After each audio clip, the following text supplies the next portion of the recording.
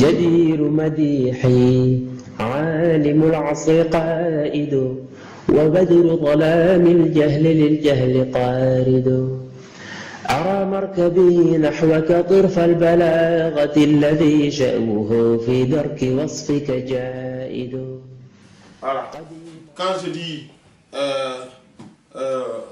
Muhammadou, Ibrahima, Suleiman, Daoud, etc. Alayhi salatu wassalam. Ou n'importe quel autre nom.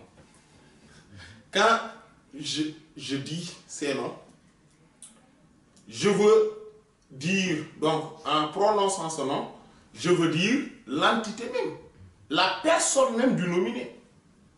Voilà. Le nom en tant que tel n'est pas ce qui est recherché, ce que je cherche, mais c'est l'entité.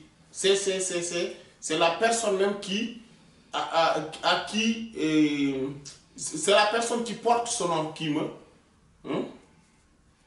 que je, voilà, c'est la personne qui porte ce nom qui m'intéresse, voilà, qui m'intéresse. Voilà. Et ça, c'est pour cela que quand on dit, Allah subhanahu wa ta'ala dit par exemple, Sabbih isma rabbika a'la. Voilà. Chante les louanges et les gloires du nom de ton Seigneur, le très haut, ou l'exalté, le très exalté.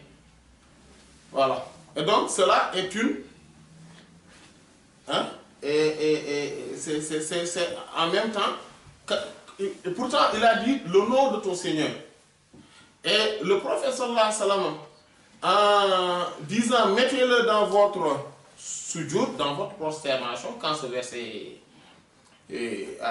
a été révélé, ou bien quand l'autre verset également a été révélé, c'est-à-dire Fasabbih bismi rabbikal azim, et chante la gloire du nom de ton Seigneur, l'immense, l'énorme, le sublime. Le prophète sallallahu alayhi wa sallam a dit cela, mettez-le dans vos recours, dans vos inclinaisons. Et pourtant, l'évocation, c'est-à-dire l'invocation plutôt, ou la formule qu'on dit en faisant le recours ou le sujoud, c'est-à-dire en étant dans la position d'inclinaison à recours, ou la position de prosternation à sujoud, c'est Subhana Rabbiyal Azim et Subhana Rabbiyal A'la. Et non, et le mot ism n'est plus là. Pourquoi? Parce que dans cette optique, le nom est l'entité même du nominé. Et l'entité même du nominé. Voilà. Donc c'est dans ce sens parce que c'est pour cela qu'on ne peut pas dire. C'est pour cela que les noms divins indiquent obligatoirement Allah subhanahu wa ta'ala. C'est pour cela que dans le zikr, n'importe quel nom peut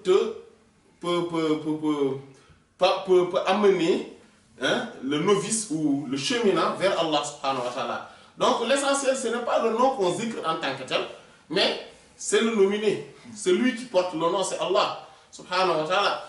Voilà, le fait de chercher les noms, d'avoir les noms divins, j'ai tel nom, j'ai tel nom, j'ai tel nom, j'ai tel nom, ceci pourrait être intéressant et pourrait être important dans une certaine mesure, mais sous condition que l'objectif soit le nominé. C'est-à-dire c'est lui-même qui porte ce nom, c'est Allah subhanahu wa ta'ala. L'essence même. Voilà. Donc il faudrait aussi dans son cheminement spirituel transcender toutes ces formes de quête de noms et d'attributs divins et chercher celui qui les porte. C'est-à-dire celui à qui tout cela a été attribué. C'est Allah subhanahu wa ta'ala. Sinon on est dans un océan qui ne finit jamais. Et on a toujours, et cela devient toujours une barrière. C'est pour cela, Sayyidina Salah dit dans les Kunuz, quand il disait que Allah subhanahu wa ta'ala est plus miséricordieux que sa miséricorde, est plus noble que sa noblesse, est plus généreux que sa générosité, etc. Parce qu'à un moment donné, parce que Allah subhanahu wa ta'ala, je ne parle pas des noms mais des attributs. Parce que les attributs, en fait, comme on l'a dit tout à l'heure, les noms indiquent aux attributs. Donc ce sont des pointeurs vers les attributs. Et donc les attributs divins, quand nous on fait on est dans la sphère ou dans l'instance ou la présence des attributs, parce que dans la présence des noms, il y a quelqu'un qui est dans la présence des noms divins et dans l'extinction de cette présence, il le réalise en attribuant tout acte, tout moindre fait et geste à Allah subhanahu wa ta'ala. Et celui qui s'éteint dans les attributs, il réalise cette extinction en ne voyant aucun attribut que provenant d'Allah subhanahu wa ta'ala. Mais bien sûr qu'à partir de ce moment-là, ces attributs qui sont humains mais bestial. Voilà. Donc tout attribut bestial de lui, donc c'est-à-dire qui est une mauvaise attribut comme la jalousie, comme l'orgueil, comme l'auto-émerveillement, comme etc. Voilà. Tous ces attributs deviennent annihilés, disparaissent de lui-même. Et tous ces attributs qu'il a, ce sont des attributs des prophètes alayhim salatu wassalam, en l'occurrence donc leur Seigneur, leur maître, le prophète Mohammed alayhi salatu wassalam, mais aussi les attributs qu'il a, ces attributs-là deviennent, il ne le voit plus, il ne voit plus qu'il a ces attributs, parce qu'il voit que Allah subhanahu wa ta'ala est même celui qui détient ces attributs-là, as-sifat, al-ula, c'est-à-dire les attributs exaltés.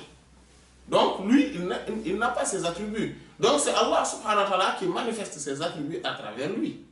Comme il a manifesté son décret, ses faits à travers ses actes. Voilà. Et maintenant, dans cette sphère, cette sphère est très grande. C'est-à-dire, c'est une présence énorme, immense. Quand on y baigne, on ne va plus en ressortir. C'est pour cela qu'il faut toujours chercher Allah, c'est-à-dire l'essence. Allah. Aller vers Allah subhanahu wa ta'ala. Et là, tout s'annule. Il n'y a qu'Allah subhanahu wa ta'ala qu'on cherche par amour, par éperdument, voilà, de cet amour, par, voilà, en essayant de suivre scrupuleusement la sunna du prophète sallallahu alayhi wa sallam, parce que c'est lui-même qui est comme ça, c'est lui-même qui a incarné cela. Et donc c'est comme ça. Maintenant, quand en faisant un zikr, n'importe quel zikr, c'est pour cela un arif, un vrai connaissant, quand il donne à un disciple un zikr pour n'importe quel objectif, il peut l'atteindre. Parce que l'essentiel, le plus important n'est pas dans les lettres là, mais cela se trouve dans les réalités. Derrière ces lettres là, ces lumières et Allah, c'est-à-dire celui qui est le nominé. Voilà. Le fait de savoir, par exemple, le nom de Monsieur le Président de la République, par exemple, ne m'apporte pas grand-chose. Je connais son nom, mais cela ne m'apporte pas. Je connais comment il s'appelle. Je connais son nom, son prénom et son nom de famille, je le connais. Mais cela ne m'apporte pas grand-chose. Voilà. Je connais certains de ses attributs, comment il est comme ça, cela ne m'apporte pas grand-chose également. Mais le plus important, c'était que je le connaisse lui-même et que j'accède à lui-même. C'est ça qui est le plus important. Voilà, ça c'est une walillahi al-masalul a'la, c'est-à-dire c'est à Allah qu'appartient l'exemple la plus exalté. Mais c'est juste pour dire que le plus important, c'est l'entité même d'Allah subhanahu wa ta'ala, son essence. Accéder à Allah subhanahu wa ta'ala et non juste à ses noms et attributs. Donc c'est pour cela qu'il faudrait regarder directement. Et là, le prophète sallallahu alayhi wa sallam, à travers cette exégèse du Coran, quand il dit Sabbih isma rabbikal a'la, donc il y a le nom, gloire, hein, et chante les gloires ou bien glorifie le nom de ton Seigneur dans les deux cas de figure. Quand il dit mettez celui-là dans vos inclinaisons dans la prière et l'autre dans vos prosternations dans la prière, il a enlevé le mot ism, c'est-à-dire le nom. Pourquoi? Parce qu'il veut te faire comprendre que, hein, en quelque sorte, le nom même est l'entité même du nominé. Voilà. Maintenant, les Ahlul Kalam, tu vois, les théologiens en débattent.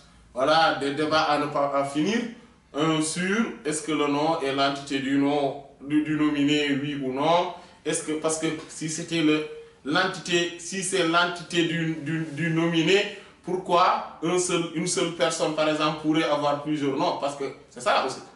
Parce que si. Voilà, et tout ça. Mais tout ça, ce sont des choses qu'il faut reléguer au second plan et s'arrêter juste voilà, aux choses les plus importantes. Voilà, c'est ce qu'on disait hier sur la théologie, qu'il ne faut pas trop s'en occuper. Maintenant, effectivement, pour l'étudiant en sciences, il faudrait qu'il essaie d'approfondir chaque point qu'il voit, etc. Mais, comme on n'est pas en cours de théologie, on est en cours de soufisme, de tasawwuf, de spiritualité, bon, on va continuer dans cette lancée-là et voilà, on va essayer de ne pas trop s'attarder sur les théologiens, à part sur les points comme on a fait avec quand on parlait de la morphologie du mot ism, voilà, comment on sait, voilà, parce que ça a aussi des effets spirituels et des conséquences théologiques et qu'on peut expliquer rapidement, voilà. Voilà, sinon l'autre question serait débattre sur l'autre question ou le développer nous prendrait beaucoup de temps. إليك انتهى الإحسان والجود والعلا بك الدين لا يخلو بك الحق صاعد نفائس عرفان كنظم اللآل بل كدرات أصداف لك الفصل خالد